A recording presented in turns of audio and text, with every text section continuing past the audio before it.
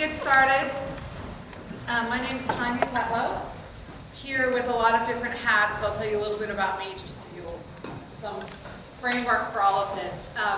So for 11 years I've been on the law school faculty, and I ran for a decade the Tulane Law School Domestic Violence Clinic, where we provide legal services for women escaping violent relationships, fighting for custody of their kids, for protective orders, all those sorts of things.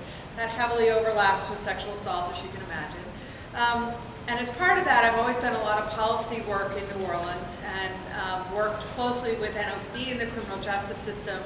And before I came to Tulane, I was a federal prosecutor here in New Orleans. So I know that law enforcement world pretty well and try to be a lot of help to the city.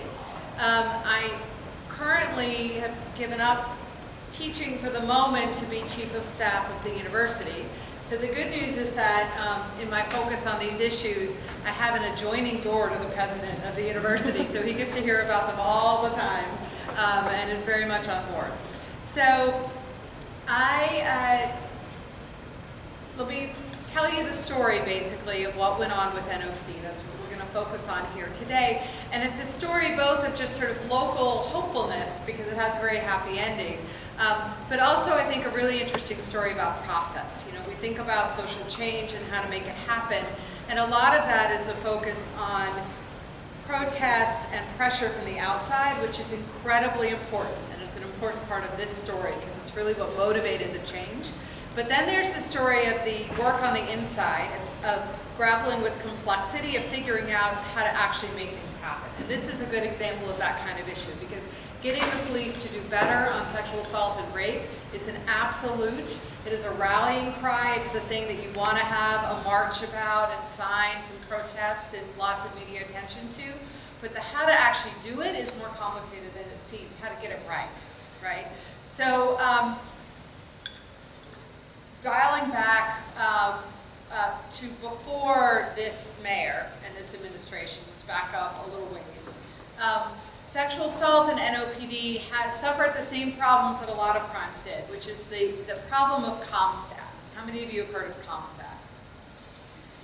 It is this idea born of the kind of broken window policing of New York, that if you started to, it's a good idea, but it came with unintended consequences. If you look at data in policing, where is there a string of car burglaries, where are the armed robberies happening, and you really focus on holding precinct captains and other police officers up the chain of command responsible for paying attention to that data and trying to do something about it, then you're going to get better policing. That goes without saying, right? That makes a lot of sense.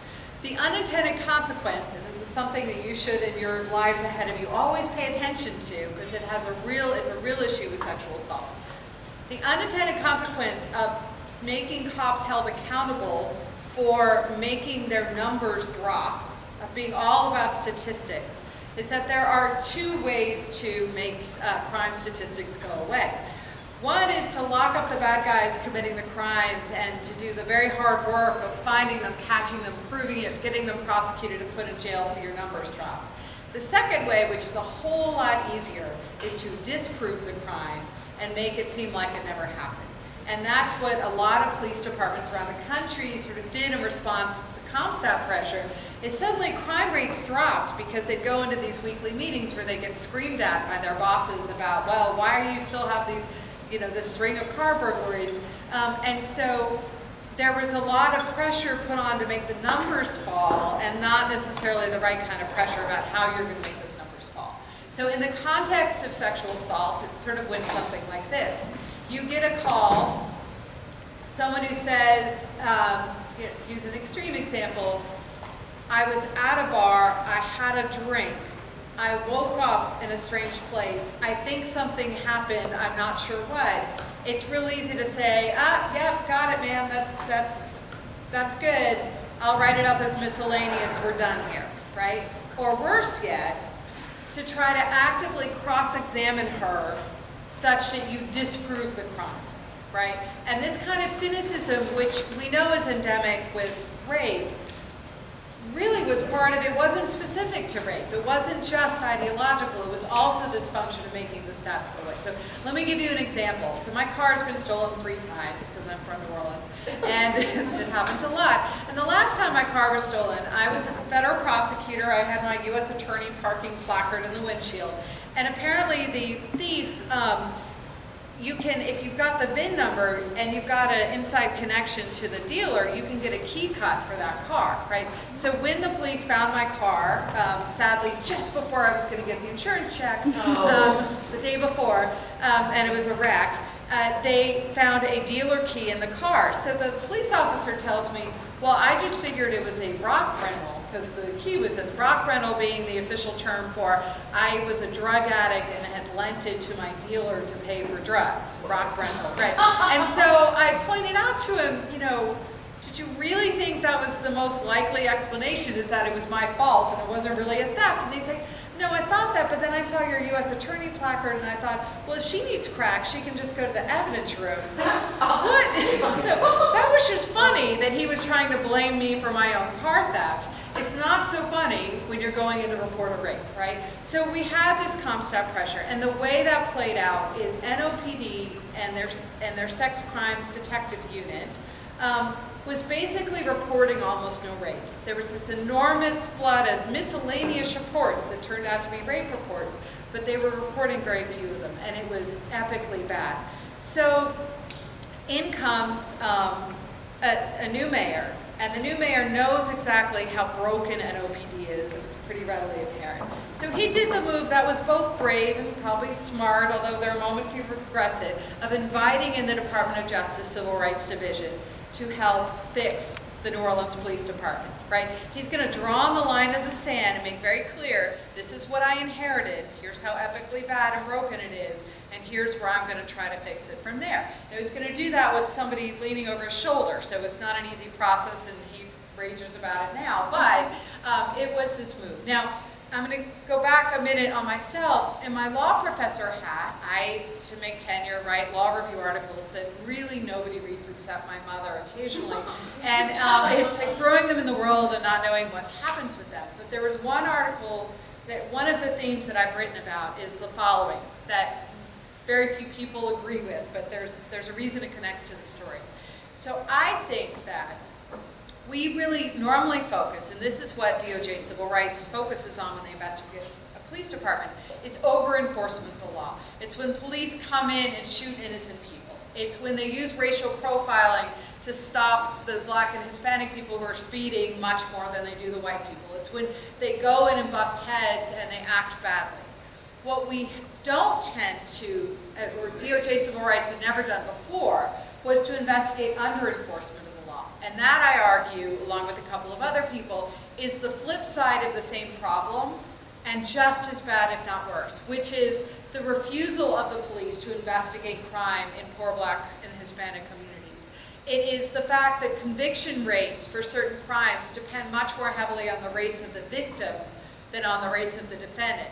Death penalty, for example, if you're more likely to get the death penalty if you are black and Hispanic, but you're vastly more likely to get it if you kill somebody who is white than if you kill somebody who's not white, right? So there's this other whole part of the law that we don't pay attention to, and I made the connection between that and the ways that it's not that we treat women victims as such worse, but when it comes to domestic violence and sexual assault, we tend to put women on trial for whether they've broken the rules of gender, more than we really care about whether the defendant did the thing he's accused of, right? So in the context of rape, which is where we're most familiar with it, was she wearing the wrong thing? Did she dare to walk out at night alone? Much less, did she date the guy? Did she do anything consensual with him before?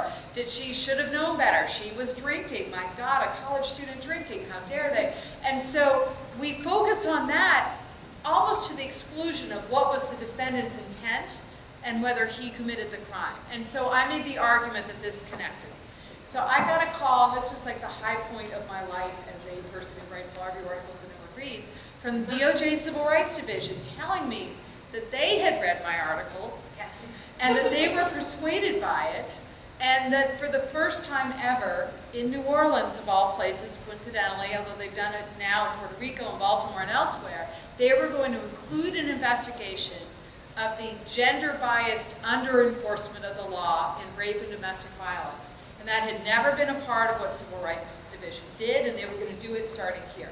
So this was the greatest double whammy ever, right? Because I was both sort of the person who helped persuade them of this as a constitutional law matter, but also a fact witness to talk to them about, okay, here's what they're doing wrong, so you can fix it.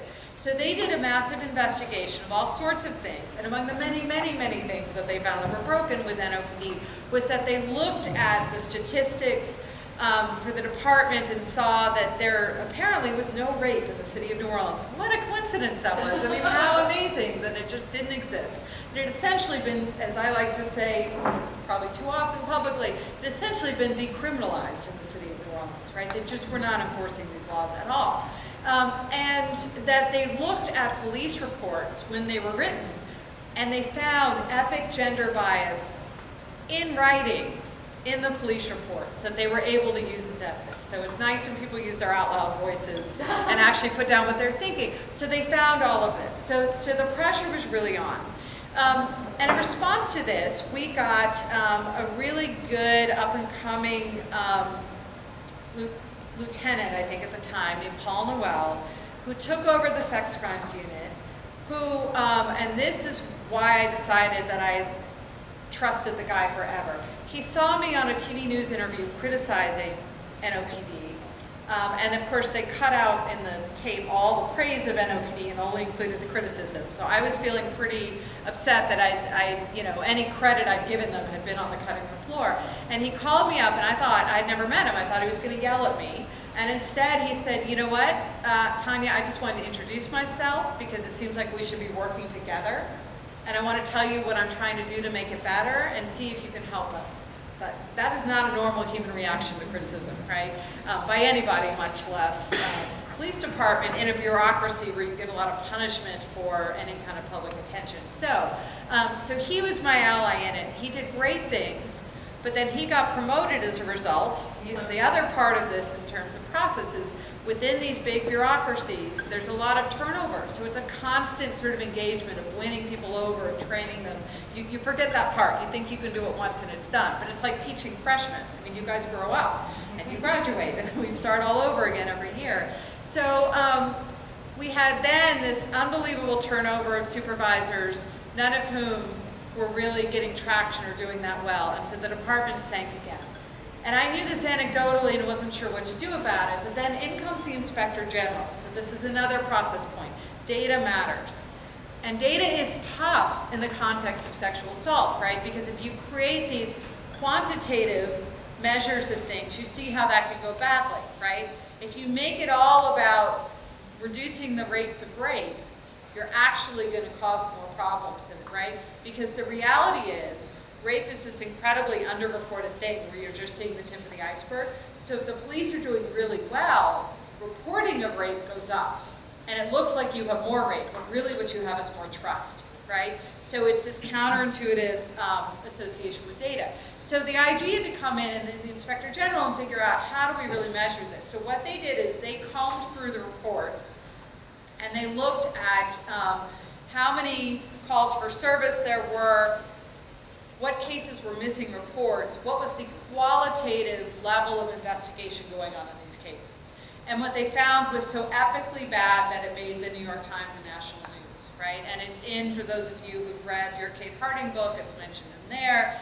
Now, I'm not going to give you those numbers in part because they turned out to be a little bit unfair, although it was NOPD's fault, because NOPD didn't figure this out in time to save their own reputation. But frankly, I'm glad it worked out that way because it looked so bad that they really jumped to a response in ways that helped. What they included accidentally in there were they're required by law to go check on sex offenders, registered sex offenders, get an annual visit from a police detective saying, so how's it going? What are you up to? So those are not supposed to have police reports. And there were hundreds and hundreds of those included in the statistics where they hadn't actually done anything wrong. But it made what was incredible mediocrity look like just epic malfeasance, right? But that's okay, because it also meant that the city jumped to it and hopped to it in a whole different way. So I then got a call from the mayor, who I've known a long time and worked with, and he knows me to be someone who's willing to help from the inside, right? Because you need the outside protester, and there was a rally called, and there was a march on City Hall. All of that is hugely important, right? You also need the person on the inside who's going to be able to help make it happen from the inside, and to pick the moment to not go to the press and complain, but instead work from the inside, right? You need both people. So just be aware of that and make sure you have both people available for any cause that you pick. So I was the inside person for these purposes.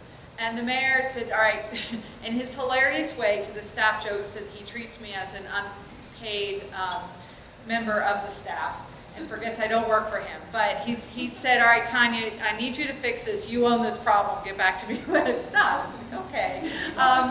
And I was joking, you know, I can take on world hunger next or global warming. But so what we did, basically, we put together a committee, and this is another process point.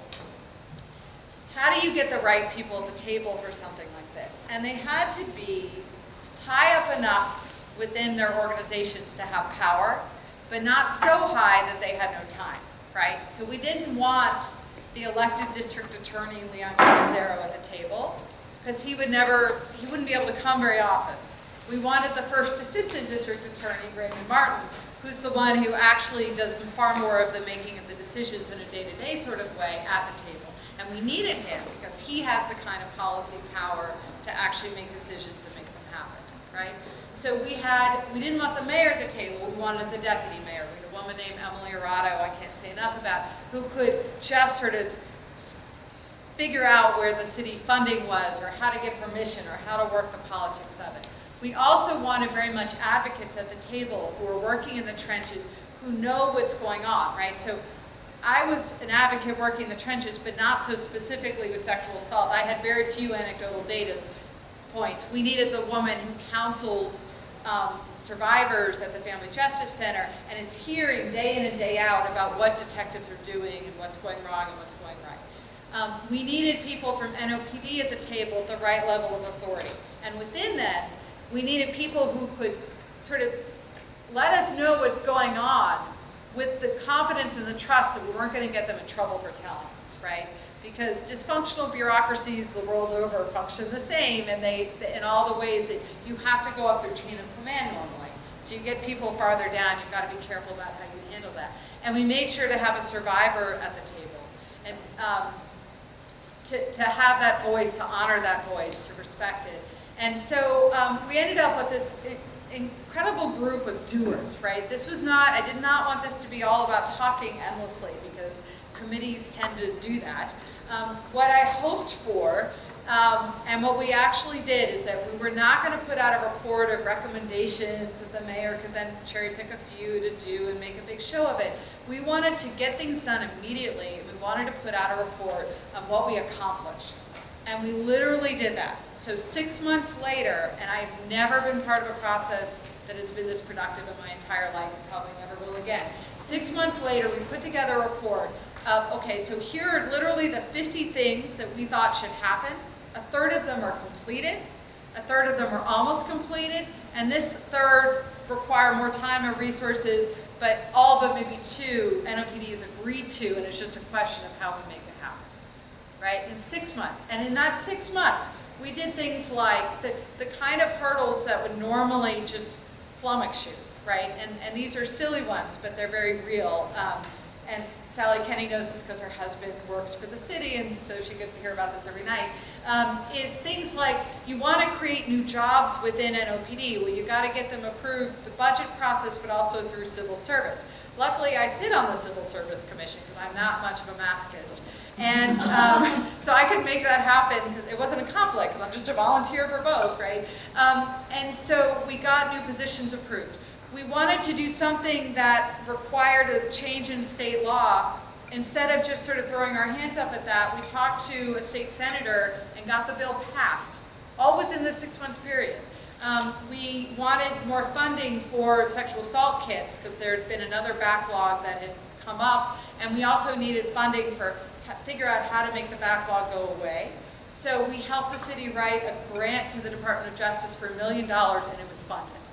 right? I mean, you talk about results, and it was this literally sort of we brainstormed about all the issues, then created subcommittees, but the subcommittee was basically supposed to go find the solution to the problem and report on a date certain to the group of a whole about what we were supposed to do, make sure we all agreed, and then go forth and do it.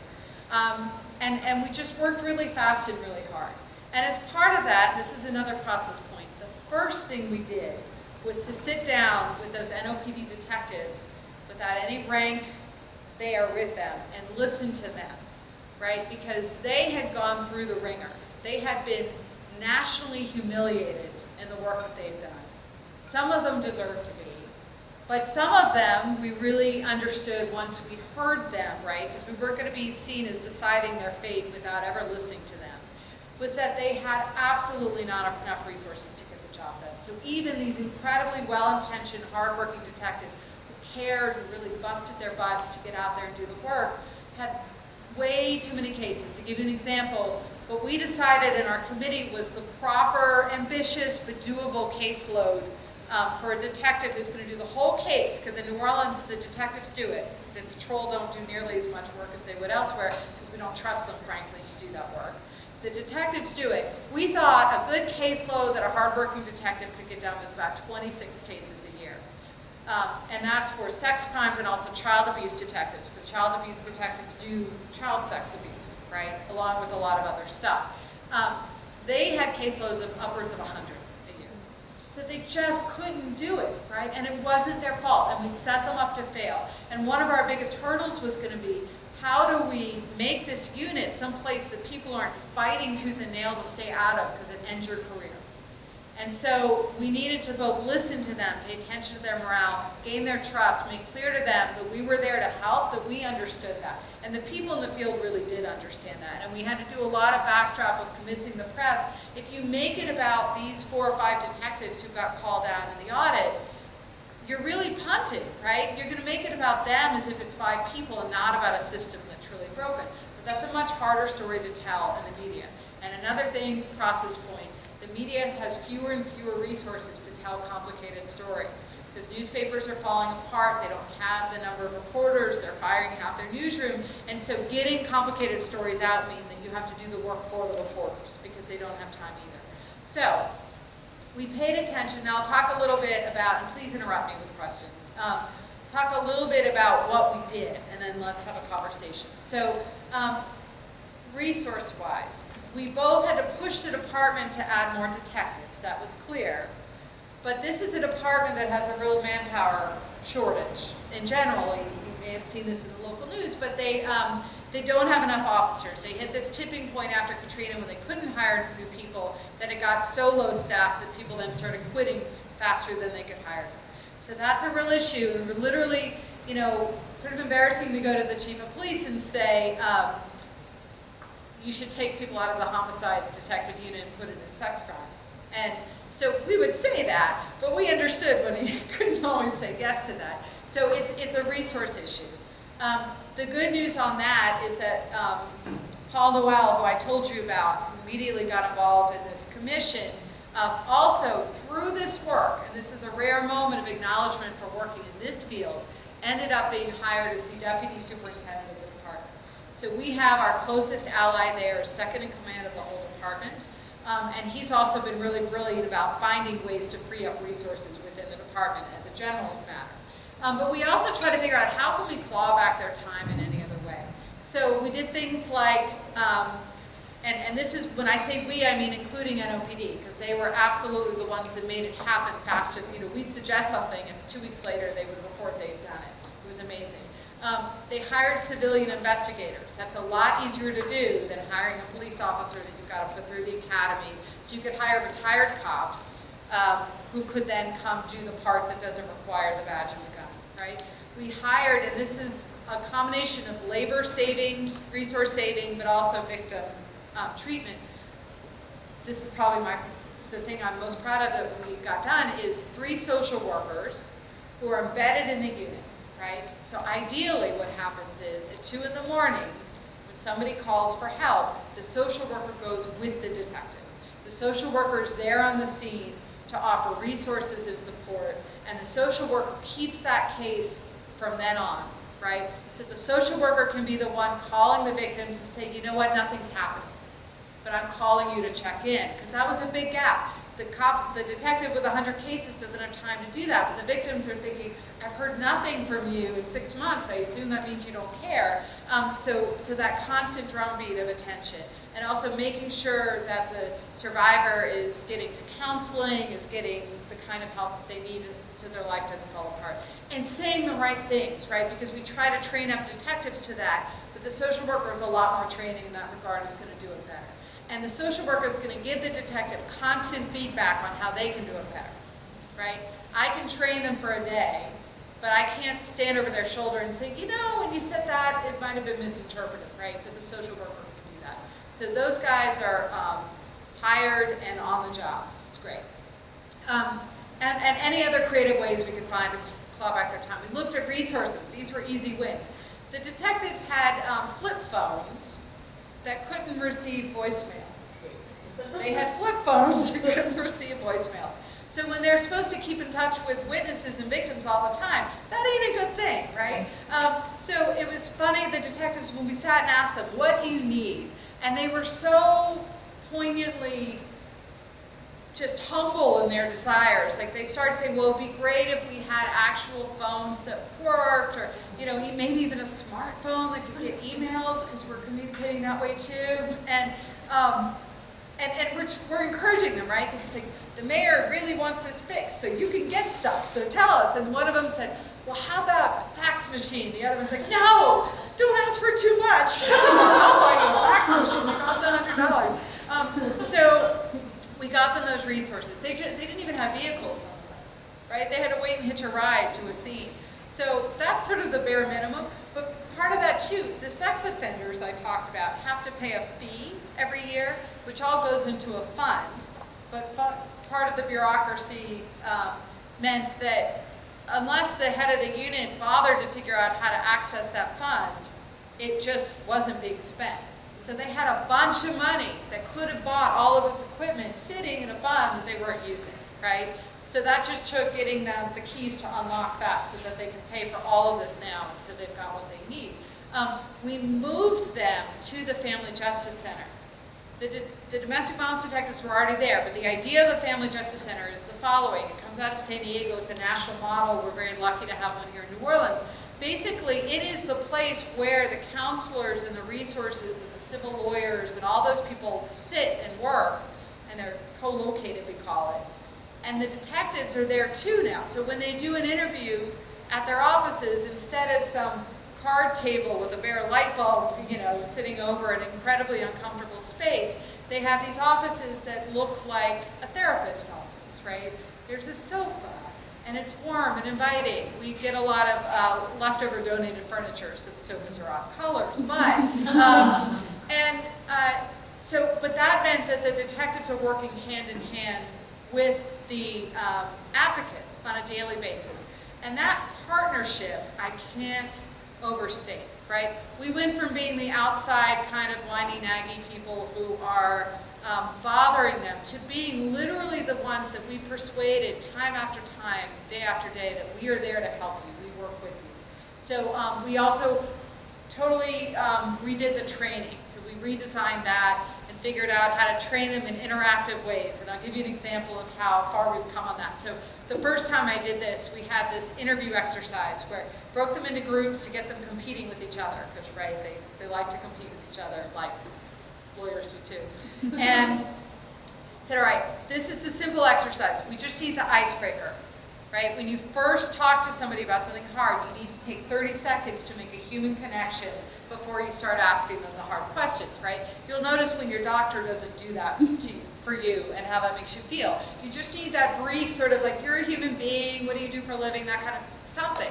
And it's harder in a context of rape because you can't just say, oh, so how's your day going? What do you think about the Saints, right? It's tough. So we did that, and one of the groups that came up, they were so proud of what they came up with. They said, all right, so, ma'am, I understand you claim you've been raped.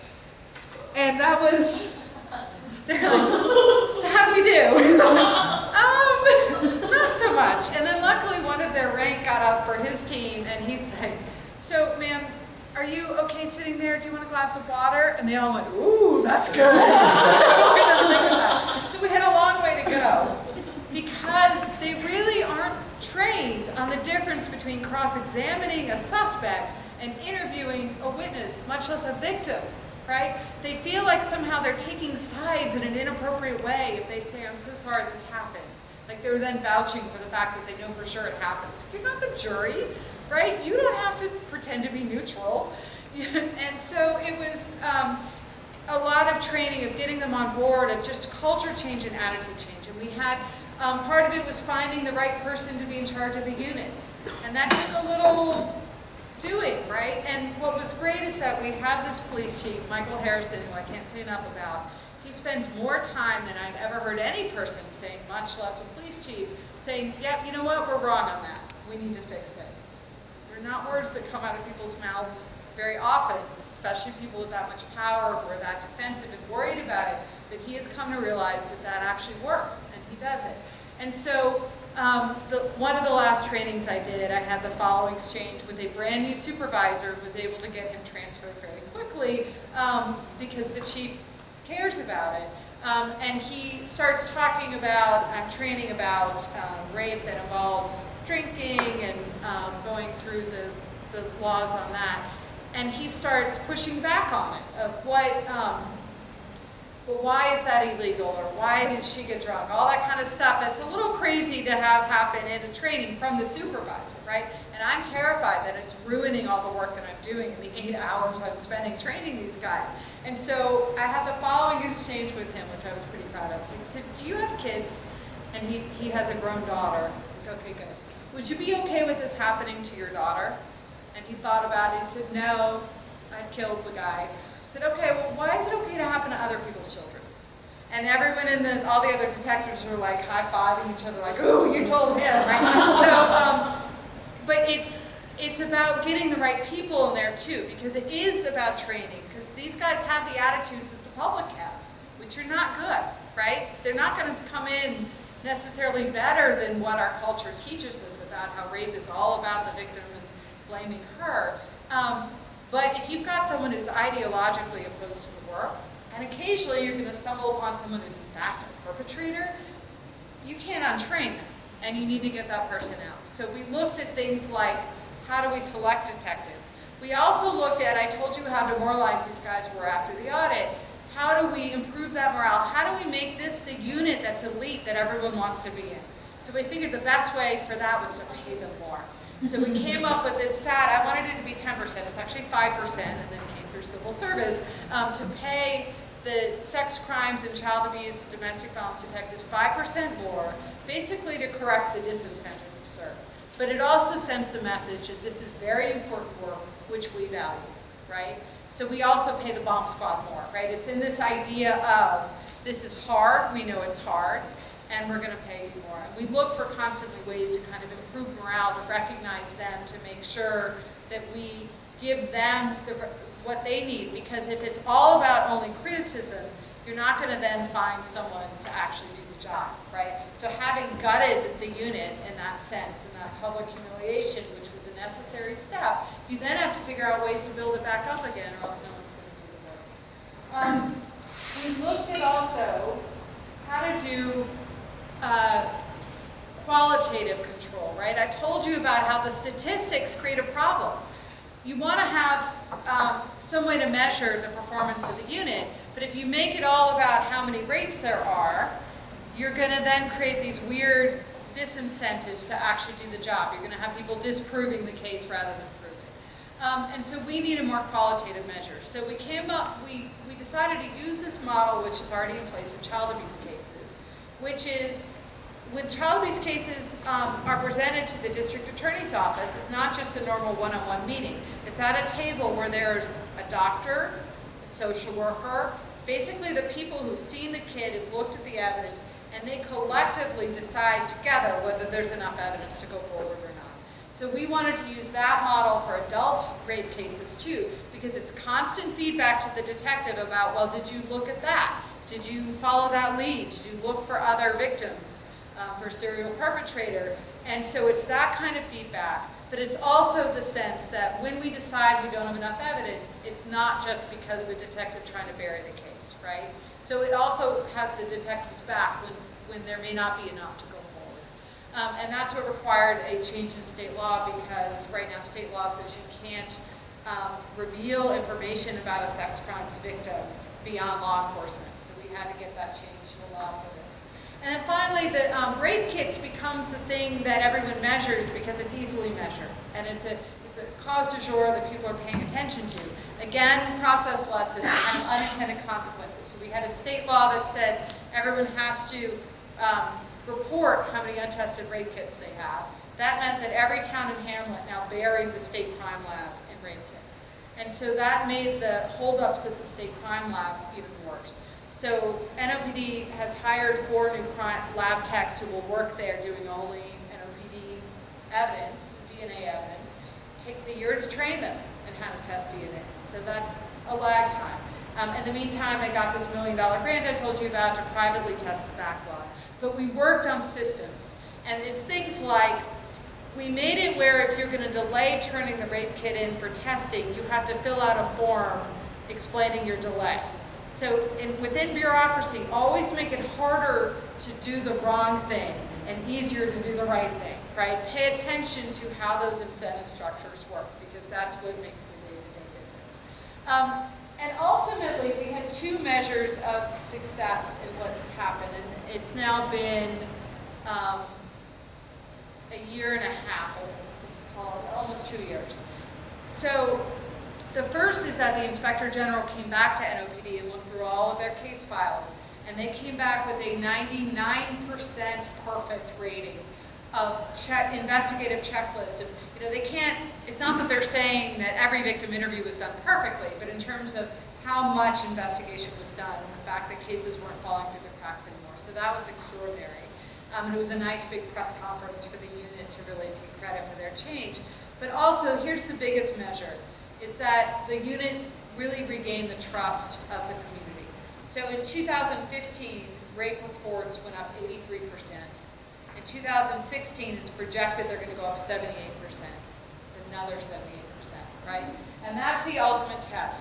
Do people feel like calling the police is even worth trying? Or is it going to be such an extraordinarily brutal experience that comes to naught because there's not going to be an investigation done where it's not worth doing? And that is a very hard call. And I constantly remind the detectives of that in case they judge people who delay reporting or don't report, is that would you send your own kid for sure, right? And they all have to think about that. But that we make it where it is worth it, because as you guys probably have read or know from other sources, a lot of this is being done by serial perpetrators, and our best chance to catch them is to find all of the victims, is to persuade victims to report, so that, it was true that no one believed Darren Sharper's first victim. And it shouldn't take 5 or 6 to finally believe it, but once you get those in there, then you can finally make him stop and not do it to anyone else. And so it's an ongoing process, but we continue to work with that, because my motto in New Orleans is always 2 steps forward, 2 steps back. That, you have to be careful about it. It's an ongoing effort. You can't ever declare victory. But it's one that, especially, I think that we've locked in enough mechanisms, and I left out the part where we wrote all of their policies and procedures that are about 30 pages long, where they're going to stick. And I have confidence that the hope is, as we kept saying, it needs to get work farther than the current good intentions of everyone involved. Everyone on board is right now full on in persuaded, but that ebbs and flows, right? And then the job of the people on the outside is to have those marches and have those protests and call the media to make sure that that pressure continues. So it's not about the next crime of the day, right? That they haven't moved on to other things. And I knew we had that minute of attention and goodwill, so that's why we had to work so quickly. All right, questions, thoughts? Tania, first, thank you so much. This has been extremely interesting. Thank you for everything you've done. Anecdotally, I agree. I'm hearing over the past 6 months, what I hear from students about how NOPD treats them has been overwhelmingly positive. And at first, I was kind of to me, I would ask, oh, how was NOPD? And there would be some complaints about the detective or something, and now I'm hearing they were great, which is great. The piece that worries me now, and I'm curious if you think there's going to be any attention paid to this, is, again, anecdotally, what I see happening with our students who do choose to report is that they're now having a pretty good experience with NOPD, but then it gets to the DA's office, and I have one student right now that's going on 3 years, and maybe they're finally going to have a trial this fall.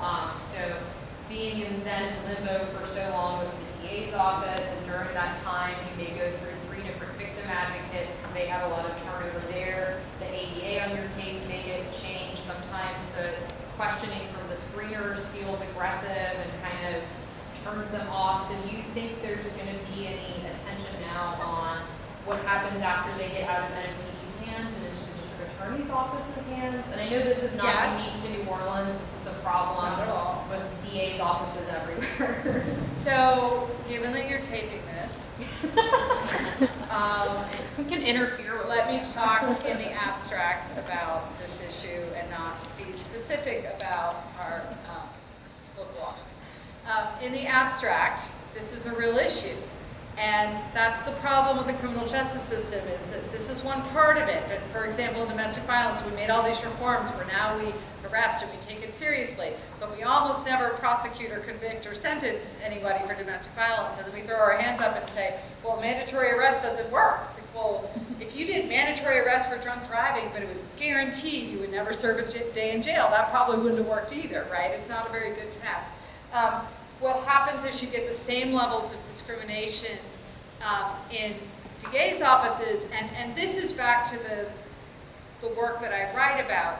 A lot of that is done in anticipation of jury discrimination, right? And that was kind of my legal theory I was trying to create on my own, on a limb, is that I think when juries refuse to convict because of race or gender discrimination, that is unconstitutional. We normally think of that as a omission, that acquittals are sort of sacrosanct and you can never regulate them. And I'm not saying you should appeal those, but I do think that when a jury, if the only thing that motivates them is, we don't care about this victim because they're black or they're female and we have no issue with it, then that is unconstitutional. And my argument is that the DA's office normally can make a perfectly good argument, we don't think a jury will convict, so we're not going to use resources on this case.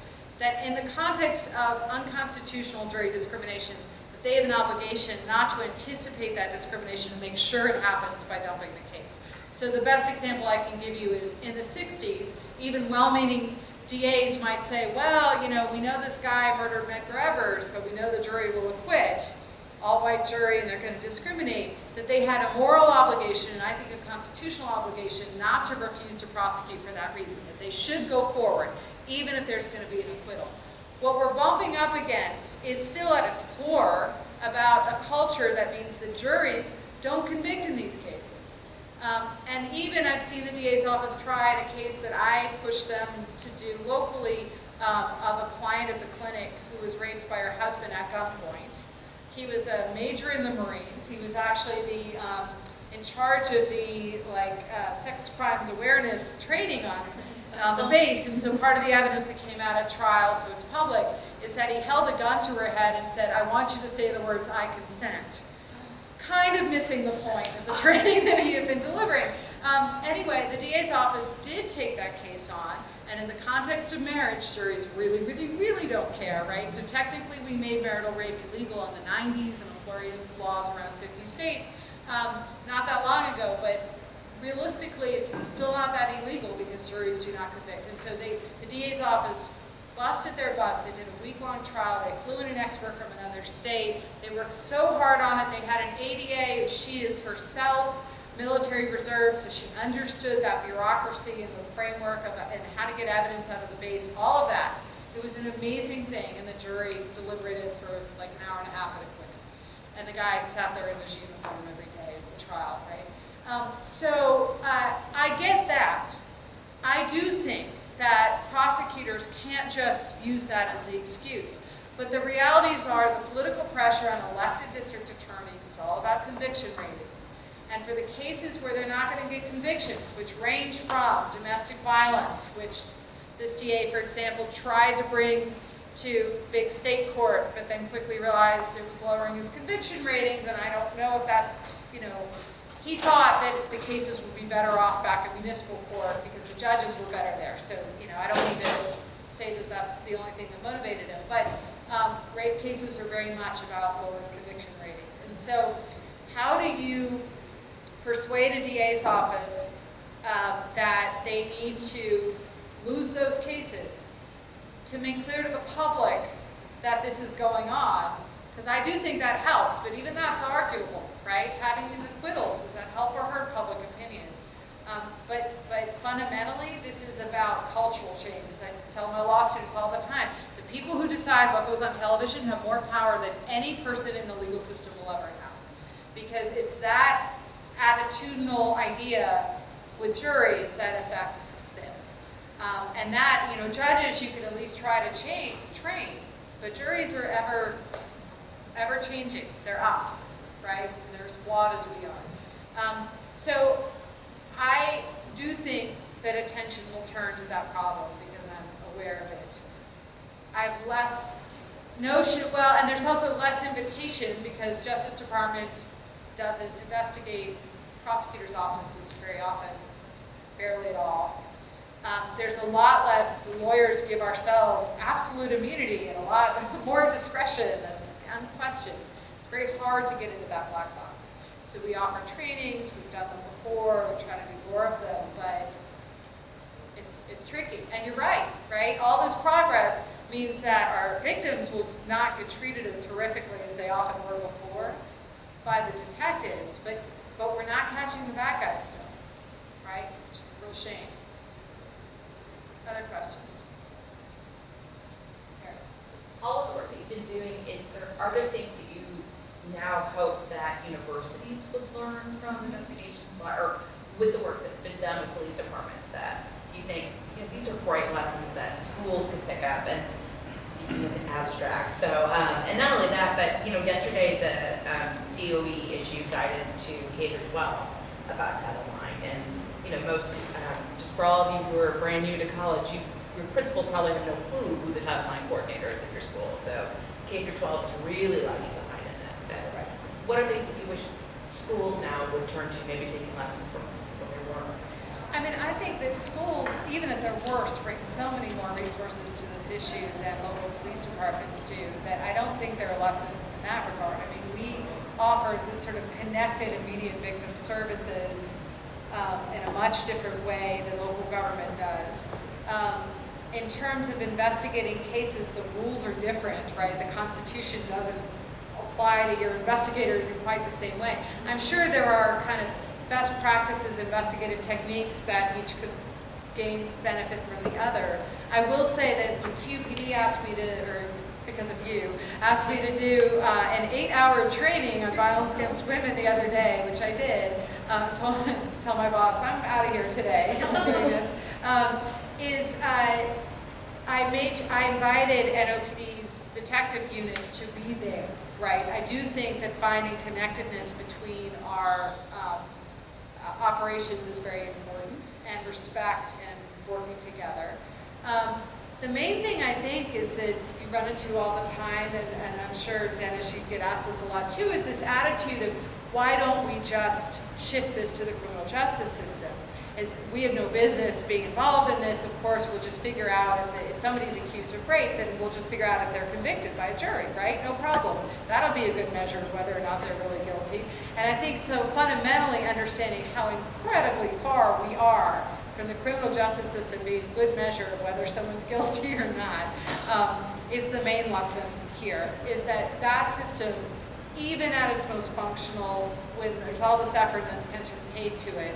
And by the way, the increase in trust in reporting meant that even with the more detectives, they're now back to being totally overburdened, right? So that's our step backwards. We predicted that would happen. There's no way around it, but we continue to push for more help in those units. But that's not, you can't say the decision of whether you're going to continue to have to go to class every day with your rapist is one we're going to punt to Tulane and Broad, as we say here in New Orleans. That's not an acceptable way to handle it, because that is just so far from being the way of divining the truth. And it comes for reasons that make total sense in our criminal justice system. Proving beyond a reasonable doubt is what we expect and require of whether or not you can put someone in prison. That is not the level of evidence we require for any other decision. So when I'm acting as a civil lawyer, I work on billion-dollar tort suits. That's about preponderance of the evidence. Is it more likely or not? Highest stakes of all, custody cases, right? Is the child going to go to the person who's the alleged thug in my case, or the person who's the alleged person protecting them, or maybe lying about the whole thing? Preponderance of the evidence, right? That's how we decide almost everything. That's certainly how we decide whether we're going to fire somebody and whether that's acceptable, or kick them out of a campus to which they have no right to be here as an absolute matter. And so to say that whether you have to go to class with your rapist gets decided by local government and a jury of people who are probably not that don't care about you by a beyond a reasonable doubt standard, that's just not acceptable. So that would be my main lesson. What else? What do you guys think about the kind of how you get change made and those, yeah? We were here last week from a person who was pronouncing about the dismal failure of everything in New Orleans, completely unaware of all the information you provided with us, for example, the Inspector General's new report. Right. And I made sure Kate Harding knows about it, though, so she doesn't do the same, yes. And, the criticism is that, the second wave feminism has caused the carceral state because of our penchant for law enforcement solutions. And I just feel like there's this radical disjuncture between the information, but there were many more students at that talk. And lots of people nodding vigorously that, yes, indeed, all the rape kits in New Orleans have ended up in landfills. For example, that was one of the kinds of, so, that's one of the kind of problems, I think, with the blogosphere as well, is that, and so I think all of these efforts are really being cast as a failure to address the problem structurally. And it's always really frustrating to me because I believe the legal system is one part of changing norms. I mean, you even sort of said it reflects the norms, but it's also part of constructing the norms too. And so this chicken and egg thing about which comes first, the legal system and the arena of debate about what constitutes justice is part of our public debate about what is a norm. And so I don't know if you have any thoughts about how to sort of counter that, that kind of feeling like all of this stuff is not addressing structural problems.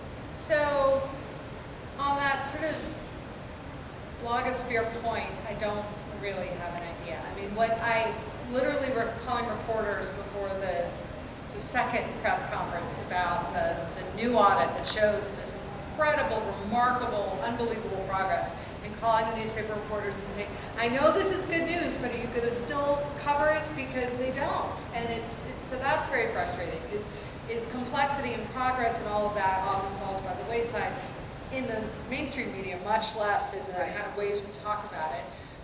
I don't have the answers for that. In terms of the culture of criminal justice point, I totally agree with you. And I think so for me, the paradigmatic example is how we treat drunk driving, right?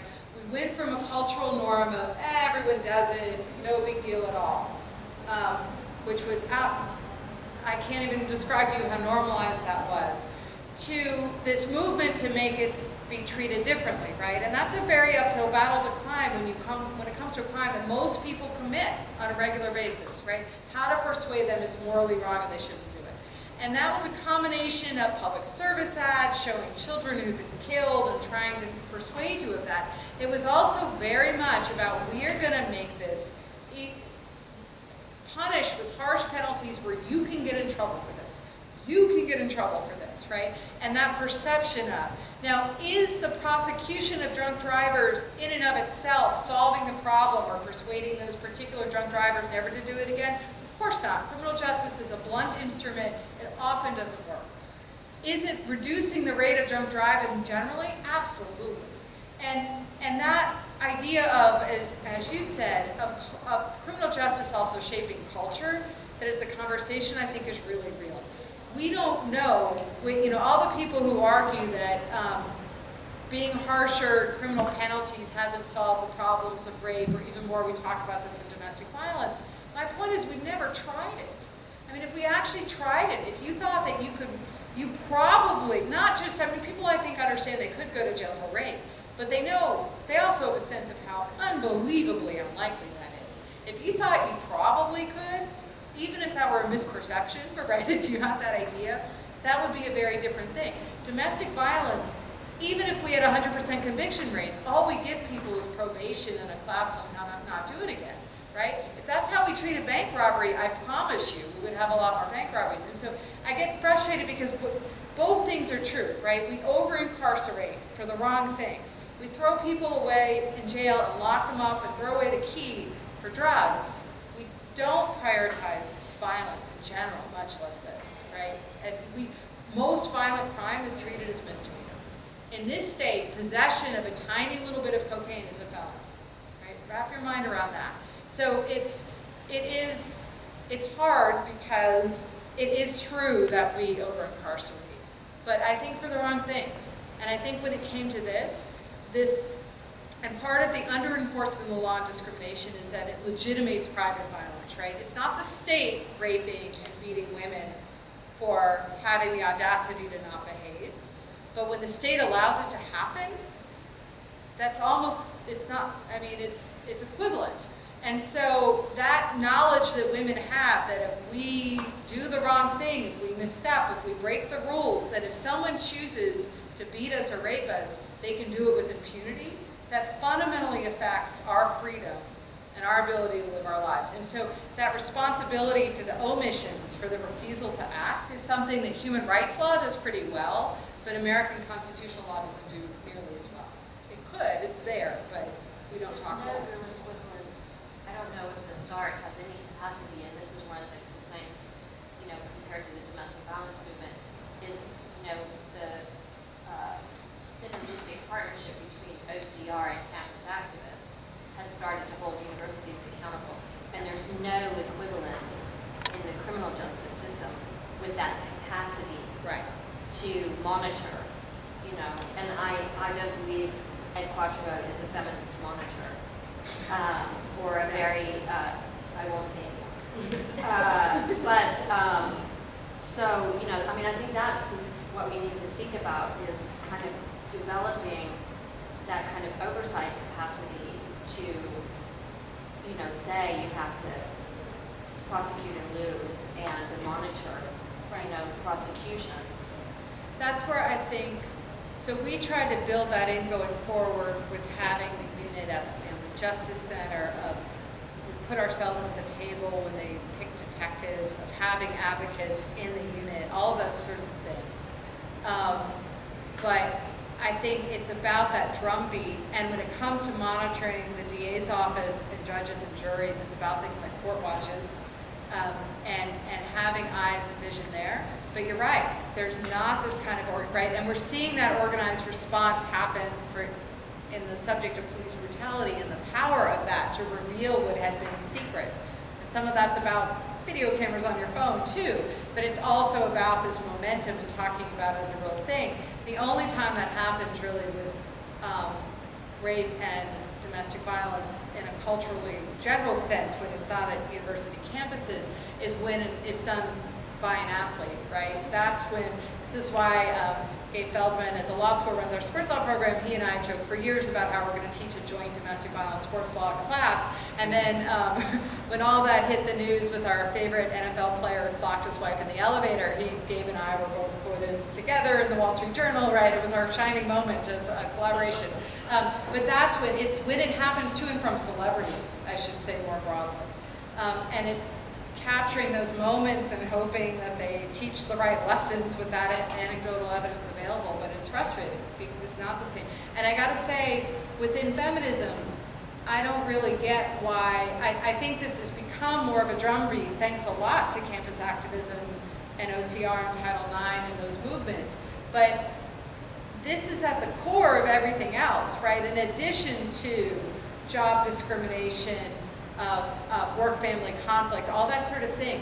The epic levels of violence going on if you don't behave yourself. We're talking about 1,300 murders a year in this country to domestic violence, to say nothing about all the beatings and chokings and rapes, and it impacts domestic violence. About 1 in 4 women in this country.